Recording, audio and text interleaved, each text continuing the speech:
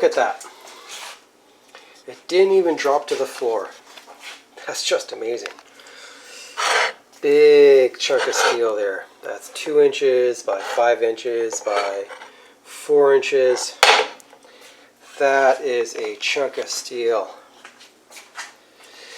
So that, guys, is going to be made into the solid tool post that is going to mount on this guy that I've already machined. Let me just flip this upside down because it's upside down right now. That's the, this is the cross slide of the Boxford lathe. Right? So this is basically a compound delete, pretty common, that you've all read about. But so normally you don't have to do this part right here, which is actually part of the compound travel, I guess.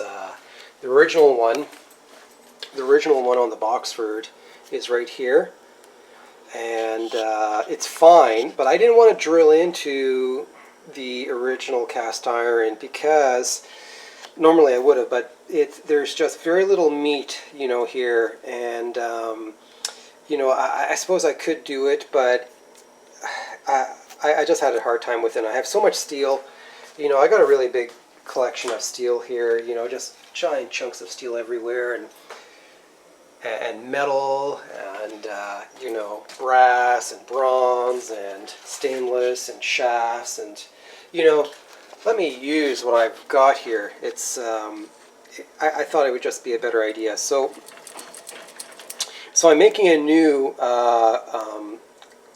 let's see, cross slide, whatever you call this, base, I suppose.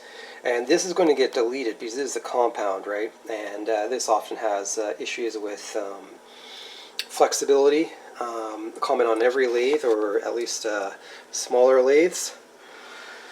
And so all this is going to get deleted, and it's really going to improve, at least hopefully in the end, is going to improve the rigidity of this thing. So in order to make up for the height, you have to make up for the height of the actual compound, and that's what this chunk is for. So this chunk is going to get milled. It's going to get bolted with 4 bolts onto this new the cross slide base is what I'm going to call it, I suppose. And I mill this one out of steel as well too, and I put in some oilers. I made a new gib. The bronze nut is going to go in there as well. Anyway, so the idea is that this chunk here is going to get mounted on top, right? And then the tool post, I'm going to get a T-slot milled in here, and then the tool post is going to get mounted on top of this. And let's just pretend that guy is the tool post right there. And then that there should be, you know, in essence what the geometry looks like for the new Boxford